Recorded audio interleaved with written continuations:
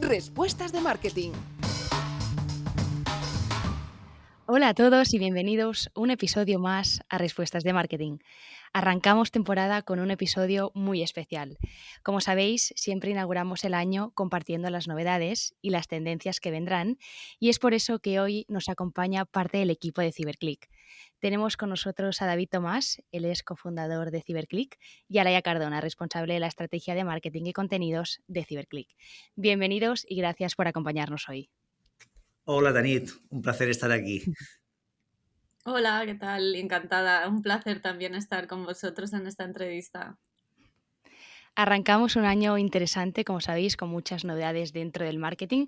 2021 fue un año marcado por la personalización del contenido, gracias a toda la información que tenemos sobre nuestros usuarios, pero también por el auge del comercio electrónico acelerado además por todo el tema de la pandemia y la revolución de las redes sociales como Twitch o TikTok como canales favoritos de las marcas. Laia, David, ¿con qué aprendizajes os quedáis del 2021 si tuvieras que citar alguno? A ver, son muchas cosas, ¿no? Yo creo que este año, bueno, por un lado hay esta súper aceleración del e-commerce. Tenemos pues bueno, toda la pandemia nos ha traído toda esta parte de digitalización y creo que es algo que se queda y que va a aumentar y que las compañías tienen que desarrollar muchas habilidades en el entorno del e-commerce.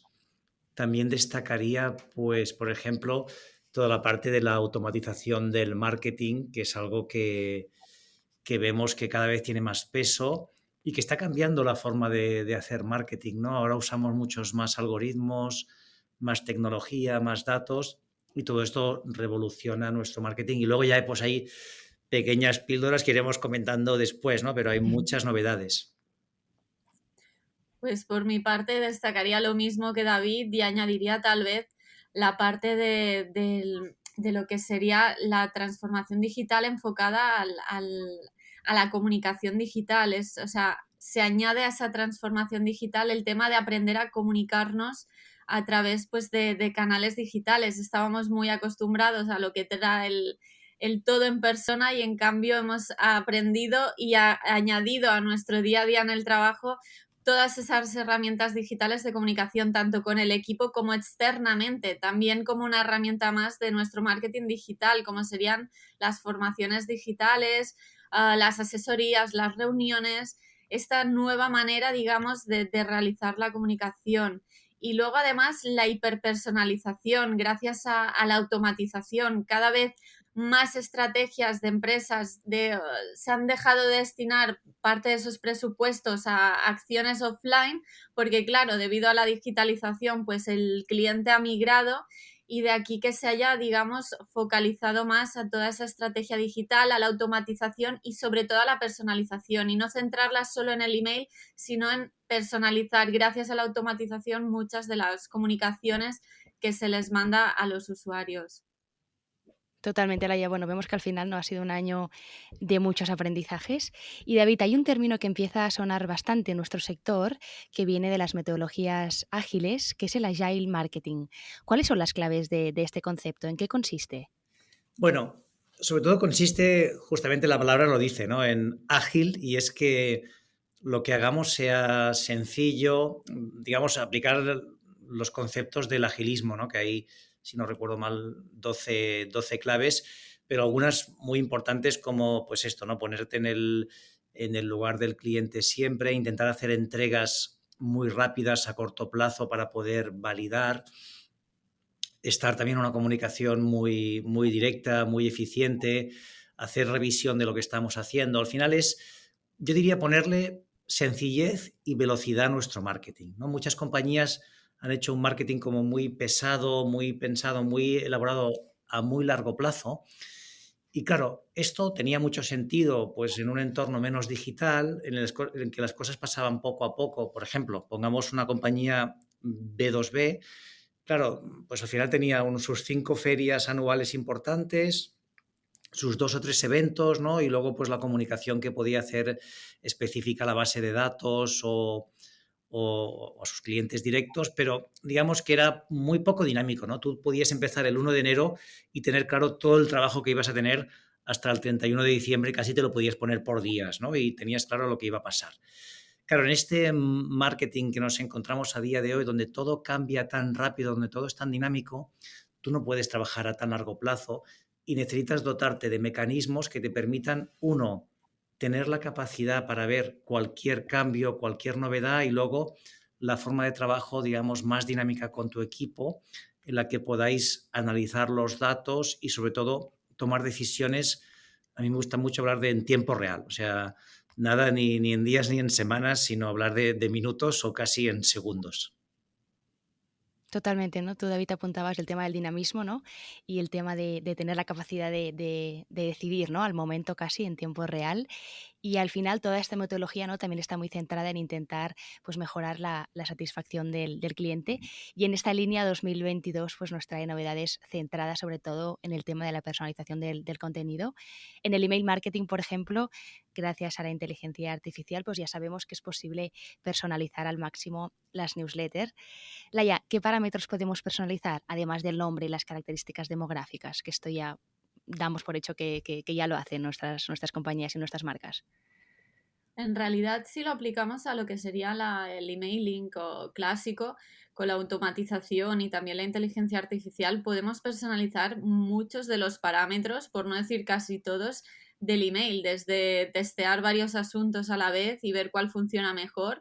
Y cuando has hecho la prueba de los asuntos, pues luego mandar al resto de lo que sería la segmentación que has hecho, pero es que puedes personalizar también comportamientos o datos que te hayan dejado, por ejemplo, en lo que sería el formulario, incluirlos dentro de lo que sería el texto del emailing, pero incluso el propio contenido, o sea, que a cada persona se le adapte el contenido según su realidad. Por ejemplo, imaginaos que conectamos datos externos. Este ejemplo siempre lo pongo, que es conectar datos externos a lo mejor a nuestra herramienta de automatización y de IA, de inteligencia artificial, y que aprenda de esos datos y adapte el contenido. Imagínate que estás mandando una newsletter a toda España, a tu base de datos, pero tú tienes segmentadas a las personas por zonas geográficas o por ciudades. Y a lo mejor, si eres una empresa de retail, pues imagínate que en Madrid hace sol y en Barcelona está lloviendo, pues adaptar la colección y lo que se muestra de la colección de manera diferente a cada una de esas personas, dependiendo, por ejemplo, de la meteorología. O podrías adaptar el contenido en base a lo que has realizado, digamos, el comportamiento, lo que ha mirado en tu página web. Si, por ejemplo, imagínate, le mandas la newsletter recomendando unos artículos concretos de tu blog, pues a que cada persona se le añadan artículos que sabes que no ha visitado, no que reciba a lo mejor artículos que ya ha leído y todo el mundo reciba los mismos. Pero la personalización también debemos ir más allá. Si, por ejemplo, miramos en nuestro ebook de tendencias, nos encontramos con que la personalización en realidad con la automatización y la IA detrás la podemos añadir a día de hoy a muchos entornos.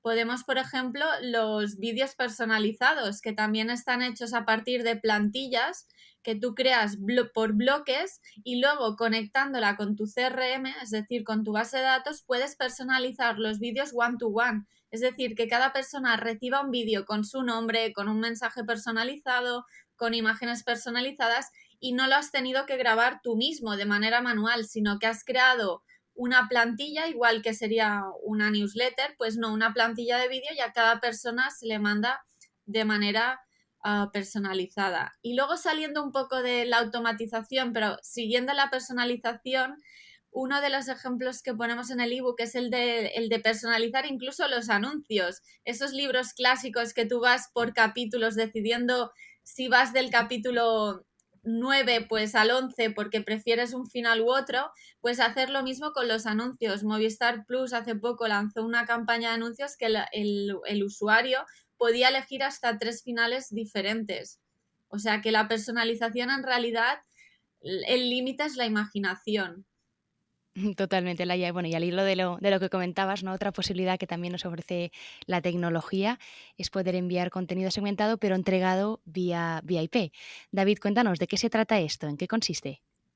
Sí, esto no, es una tendencia que ahora se ha consolidado, que empezó tampoco hace tantos años, pero básicamente la idea consiste en Es aplicado principalmente al B2B y consiste en que yo como empresa, si yo quiero vender a otra compañía, normalmente no hay solo una persona a la que tengo que influir, sino necesito influir a distintas personas. Claro, imagínate pues que tú vendes software y quieres vender a una empresa industrial, pues es importante que pues el equipo, el departamento que va a usar el software lo conozca. Es importante que la CEO de la compañía también conozca ese software, que la directora de finanzas también lo conozca, ¿no? Es decir, que al final las personas implicadas en la compra conozcan a tu empresa. Entonces, básicamente lo que hacemos con el account-based marketing es, en lugar de ir solo, oye, yo quiero ir al director de recursos humanos de esta empresa, lo que quiero hacer es, bueno, yo quiero impactar en esta compañía y voy a intentar impactar a distintos perfiles. Entonces, las acciones que yo hago con mi tecnología de account-based marketing, lo que hago es, como decías, tener en cuenta las IPs de esas empresas. Cuando alguien me visita de esa empresa, me queda registrado, pero también montar mi estrategia de contenidos y de marketing pensando en cada uno de los roles y poder llegar a todos, ¿no? Al final lo que tú buscas es que cuando tengan la conversación de hoy tenemos que cambiar la empresa proveedora o tenemos que cambiar de software, tu nombre salga por varias personas y estés encima de la mesa y eso haga decantar la balanza. Entonces, a nivel de marketing es, bueno, no voy a ir solo a una persona de una empresa, sino que voy a intentar impactar a 5 o 6. Y aquí luego ya empieza toda esta parte de automatización. Tengo mi CRM, recojo los datos y puedo montar campañas específicas solo para esas personas con esa IP de esa empresa. De forma que a lo mejor uno me ve en LinkedIn, otro me ve en Twitter, el otro me ve en Google, pero al final he conseguido impactar a las personas que tenían que tomar la decisión o que podían influir en esa decisión. Y esto, como digo, es una tendencia ahora ya muy clara que muchas compañías ya tienen que aplicarlo para hacer un proceso de ventas y de marketing, digamos, integrado y un poquito más sofisticado. Sí, ¿no? Y al final imagino que se trata, ¿no?, de ampliar, pues, el número de oportunidades o posibilidades de contacto.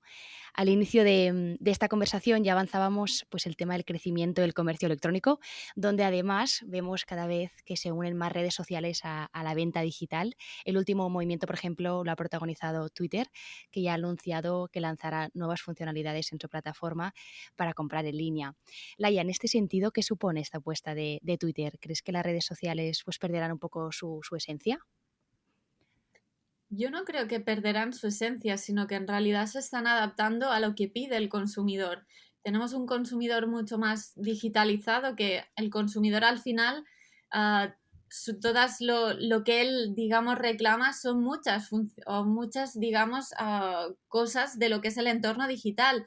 No es solo consultar información o el ocio, pasarlo bien, sino que también quiere poder realizar todas aquellas acciones en torno pues a poder mirar sus marcas, poder comprar, poder consultar información, es decir, poder realizar todas aquellas acciones que también realiza, digamos, en el día a día en persona.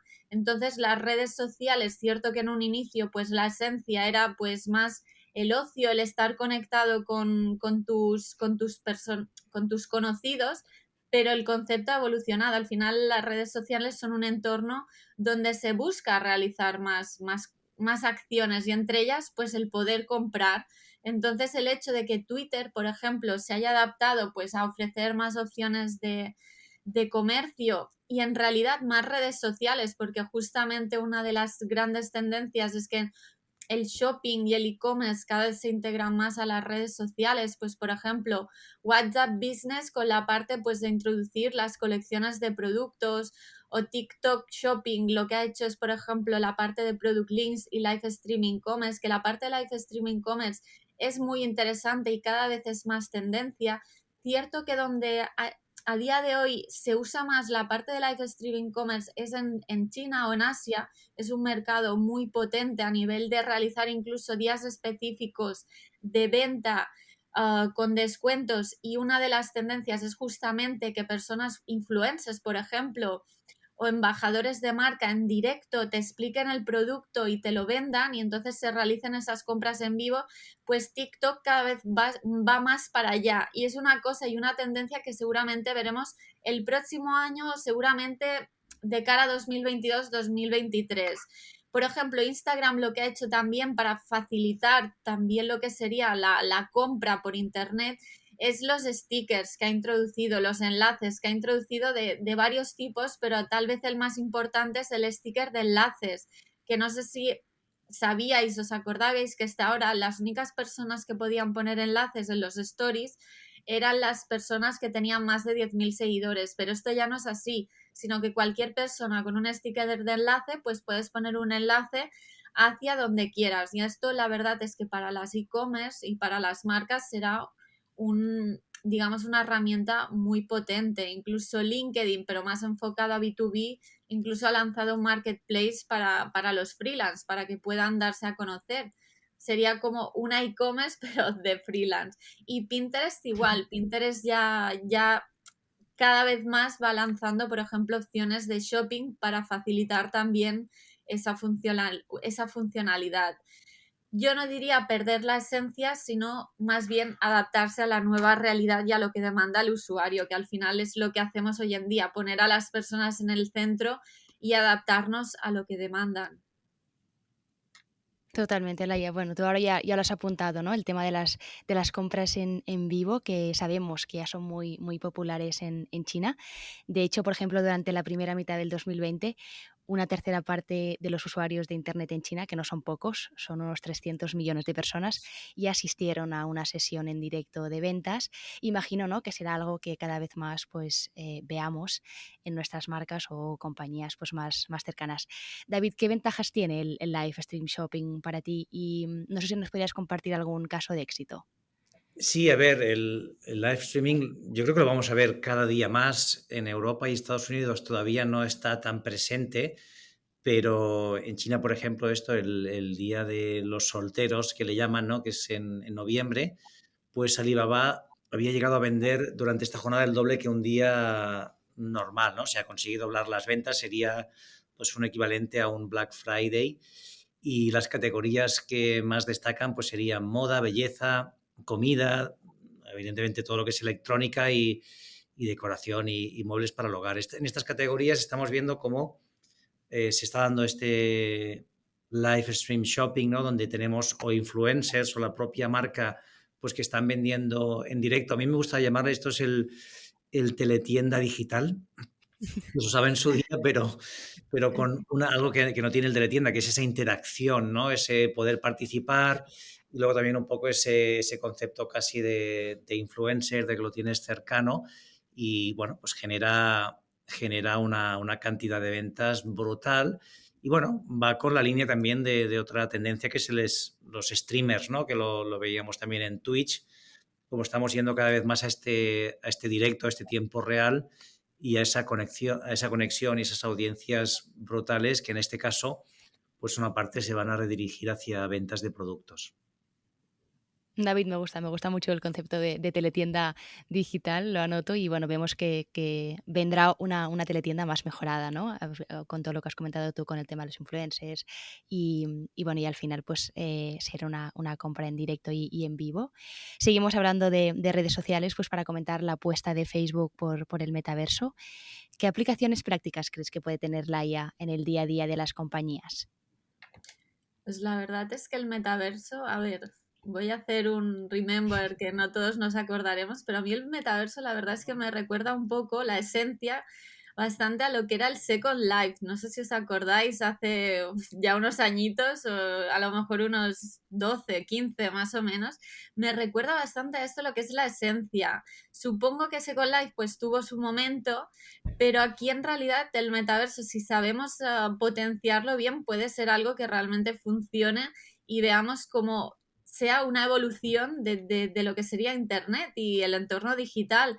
En realidad podemos realizar todo tipo de transacciones. En realidad podríamos incluso construir en el metaverso lo que sería nuestra propia empresa, ¿sabes? Como un lugar de realizar reuniones, transacciones, montar incluso nuestra tienda e-commerce, realizar allí compras.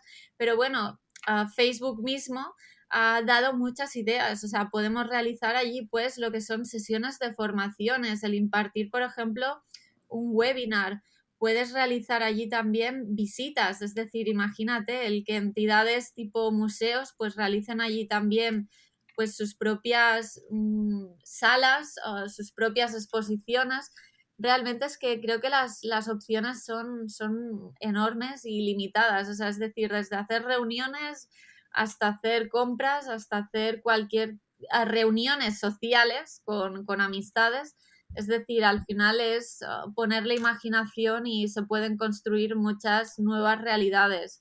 Además, lo interesante es que no todo tiene que ser realidad virtual, sino que también puedes jugar con la realidad aumentada, es decir, trasladar el metaverso a la realidad nuestra, pero añadiéndole ese plus de realidad aumentada. Sí, Realmente Sí, las Laia, yo creo, oportunidades son grandes.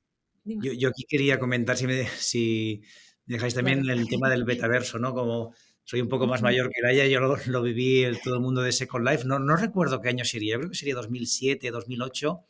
Claro, Sí, hay que poner en contexto que en aquel momento, primero, el número de usuarios digitales era muy bajo. No teníamos tampoco los smartphones generalizados, ¿no? Sino que estábamos a punto de empezar con el entorno smartphone. Y claro, por un lado estaba limitado el número de usuarios, aquello tuvo un boom, tampoco había un volumen digital ni de comercio electrónico que fuera significativo. Claro, ahora se dan para mí dos fenómenos muy importantes, ¿no? Uno, está todo el tema de que hay una generación que para ellos el metaverso no es nada distinto, ¿no? Pues es una realidad, es algo que están viviendo desde pequeños, ver una parte de la vida desde una pantalla. Y en 2008, pues todavía esa generación no existía, ¿no? La gente que estaba conectada en ese momento había vivido una parte 100% física y empezaban a vivir desde hacía poquito una parte muy digital. Eso es importante, yo creo, para poner en contexto el impacto que puede tener. Y luego aquí se nos suma un tema que también, claro, Second Life al final es una plataforma cerrada. Aquí nos encontraremos con toda la tecnología blockchain, pues toda la parte de que no tiene que ver solo un metaverso, ¿no? Puede haber muchos que estarán conectados, donde podemos tener nuestro monedero, ir de uno a otro, comprar, interactuar. Y bueno, yo creo que esto eh, realmente tiene peso en cómo van a cambiar las cosas. Ahora, dicho esto, siempre nosotros hacemos un poco estas tendencias para ver lo que puede pasar. Veremos qué ocurre, ¿eh? Pero todo indica que esto está para quedarse. Probablemente hay algún proyecto que se quede por el camino, pero que acabaremos viviendo una parte de nuestra vida en un metaverso. Esto parece bastante probable. Seguro, seguro, seguro que sí. Bueno, tú ya lo has apuntado, ¿no? La realidad ahora es muy distinta y yo creo que ahora no somos capaces de imaginar, ¿no? Cómo será este futuro del metaverso y qué efectos o funciones prácticas acabará teniendo. Bueno, no podemos acabar este episodio sin hablar de data y analytics. ¿Qué novedades nos trae 2022 en esta área, David? ¿Tú qué destacarías? Bueno, a mí me gusta decir esto, ¿no? Que cada año que pasa es casi el crecimiento de la inteligencia artificial es exponencial. Entonces, aplicado al marketing, esto, ¿cómo está operando? ¿Qué está ocurriendo? Pues uno, cada vez tenemos más ventas guiadas por la inteligencia artificial o bien por los propios algoritmos tanto de Google como de Facebook que ya funcionan 100% con inteligencia artificial y están generando ventas, como también nuestras propias soluciones que estamos utilizando pues desde CRM, desde Marketing Automation, que empiezan todas a tener ya inteligencia artificial para acompañar en el proceso de venta, ¿no? Yo creo que esto es uno de los temas más destacados aplicados al marketing. Ahí también me gustaría destacar lo que es el aprendizaje automático no supervisado, ¿no? El machine learning, que básicamente la diferencia consiste es que antes, digamos, le estábamos dando una serie de reglas o de parámetros para que el aprendizaje automático pues, pudiera avanzar, pero a día de hoy digamos, esta solución lo que hace es que automáticamente el propio algoritmo, sin nosotros fijar ninguna regla y con los datos que tiene, los patrones que es capaz de identificar, empieza, digamos, a aprender por sí mismo, ¿no? Y ahí pues ya vimos el año anterior GPT-3, ¿no? Como una de las soluciones que más impactó y más revolucionó. Y yo creo que aquí cualquier empresa tiene que tener un poco el ojo puesto en ver qué tipo de prueba podemos hacer y que aplique a nuestro negocio, tanto en el área de marketing como en cualquier otra de las áreas. Y luego me gustaría destacar pues, también todo lo que sería en la parte de analytics junto con el cloud, ¿no? Pues estamos viendo soluciones de analytics. Es un tema que no está bien resuelto, que muchas empresas usan Google Analytics como si fuera la verdad absoluta y sobre todo la versión gratuita pues no refleja la mayoría de cosas que están pasando, nos sirve como una orientación, como una herramienta, pero no hay que cogerlo como la verdad absoluta. Y ahí en este sentido pues veremos la evolución en diferentes fuentes de datos, en la integración de esta información y en ese sentido pues mejorar digamos nuestro conocimiento de lo que está pasando. En esa línea también me gustaría destacar lo que sería el Customer Data Platform, ¿no? Que es una solución que nos permite integrar todas nuestras fuentes de datos, que nos permite entonces aplicar desde soluciones de Data Analytics, de Machine Learning, para ser capaces de entender mejor a nuestros clientes y de ver oportunidades. Y creo que aquí sí veremos también un salto en 2022, en este caso, veremos cómo muchas empresas empiezan a adoptar este tipo de plataformas para tener una ventaja competitiva, ¿no? Para ser mejores y a partir de aquí ofrecer un mejor servicio a sus clientes. Seguro, seguro. O sea, al final, bueno, desde Ciberclick ya sabéis que pensamos, ¿no? Que los datos son muy importantes pues, para tener cuanta más información mejor de los usuarios y estoy segura que 2022 pues, los datos darán mucho que hablar. Hay otro concepto también interesante que empieza a calar en nuestro sector y es el tema de hacer marketing para las personas, ¿no? Concibiéndolas pues como seres humanos completos. No sé, Laia, si podrías apuntar pues hacia dónde deben evolucionar las marcas o hacia dónde deberíamos ir. Pues sí, la verdad es que es una tendencia bastante fuerte y que nosotros pensamos que va a calar mucho en 2022 porque además ya está llegando con fuerza. Y es que al final el enfoque tradicional del marketing pues se centra mucho en el consumidor. Cierto que antes era la comunicación pues unidireccional, que con el entorno digital hemos pasado a que esta sea bidireccional, pero hemos centrado mucho nuestras comunicaciones en pensar en el usuario, digamos, como comprador, como alguien a quien tenemos como que llevarle sí o sí hacia una compra, que solo existe esa realidad y no es cierto. O sea, al final detrás del consumidor lo que hay son personas y de aquí que debamos centrarnos de que el paradigma debe cambiar y en poner a lo que sería la humanidad en el centro de todo y de nuestra estrategia y pensar más justamente en crear esos contenidos de valor y comunicaciones de valor hacia el usuario, centrándonos en, digamos, en esa perspectiva, en que la realidad de la persona no es solo que es consumidor, sino que tiene todas esas facetas que la hacen ser persona y que debemos tener en cuenta para crear esas comunicaciones. Y así es como podremos crear pues un vínculo más fuerte y relaciones más consolidadas con lo que sería la persona, no solo el cliente. De aquí que vayamos pues ese paradigma un poco hacia uno de los conceptos que suenan es el de Human-Centric Marketing, pero es cierto de que no hay una etiqueta específica para el concepto, se han creado varias, pero al final es que el concepto sea que hacemos marketing para los humanos o marketing para las personas, no marketing solo para el cliente o el consumidor. Así se le da un enfoque más humano y además, que esto sí que ya veníamos diciéndolo hace tiempo, poniéndolo siempre en el centro de todo, de nuestra estrategia. Veremos cómo evoluciona el concepto, pero sí que es claro, Laia, ¿no? Pues que es importante para las marcas tener en cuenta a las personas o sí, los humanos, pues para trazar estrategias más adaptadas y más ágiles sobre todo.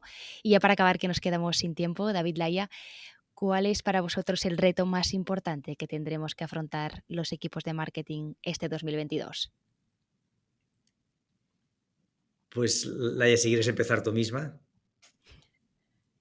Pues la verdad es que creo que varios de los retos ya los hemos ido comentando. Es justamente pues esta hiperdigitalización e hiperpersonalización, justamente el entender que el plan de marketing tradicional, nosotros lo decimos así, pues ha muerto, pero bueno, no es que haya muerto, sino que ha evolucionado, que ha ido justamente hacia ese concepto que comentaba David al principio, más ágil y a adaptarlo al momento, al aquí y a la hora. Es decir, el plan de marketing es muy centrado en los datos, en analizar lo que está pasando en el usuario, en su comportamiento y en adaptar a tiempo real esa estrategia. Y también yo lo que creo es que lo estamos viendo ahora mismo, es que, claro, la pandemia nos sigue afectando y esto seguramente en 2022 seguirá afectando a nuestras estrategias. Y esto lo que querrá decir es que seguramente tendremos que convivir con una estrategia digital y también con estrategias, digamos, aplicadas tradicionales, es decir, un híbrido entre lo que sería la estrategia tradicional con la digital, sobre todo pensando en acciones tal vez. Y entonces nos encontraremos, yo creo, con momentos que se digitalizarán más, momentos que la demanda será más hacia a lo mejor un híbrido, pero deberemos vivir esta realidad seguramente todavía durante 2022. David, no sé si quieres Pues apuntar alguna cosa.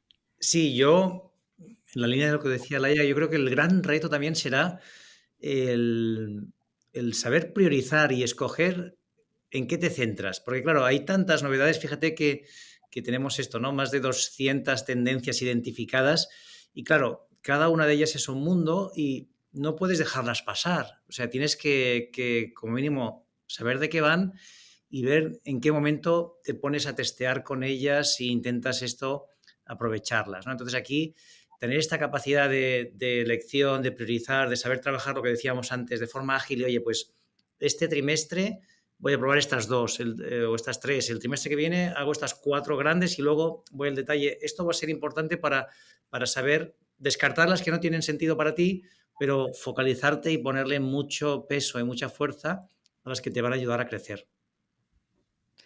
Será un año intenso, yo creo que será un año lleno de retos. David, Laia, gracias por compartir vuestro conocimiento y desvelar pues algunas de las novedades que veremos este año. Ha sido un placer teneros hoy por aquí. Muchas Gracias. gracias, Denise. Que vaya muy Y a bien. vosotros, y a vosotros, si os ha gustado el capítulo de hoy y queréis profundizar más sobre todos los retos que nos trae este 2022, os animo a descargar el ebook de tendencias que hemos preparado desde CiberClick con más de 222 novedades para este año. Lo encontraréis en nuestra página web, en la sección de Academy. Gracias por seguirnos y escucharnos una vez más y nos vemos en el próximo episodio. Hasta pronto.